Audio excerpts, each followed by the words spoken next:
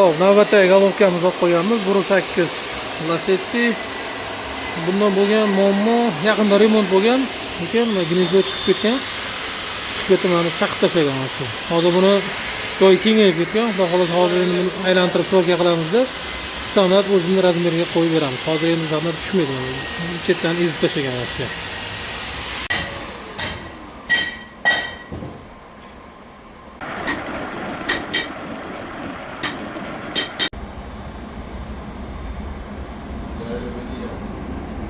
Mana xudo xolasa bu ishimizni ham yakunlab oldik.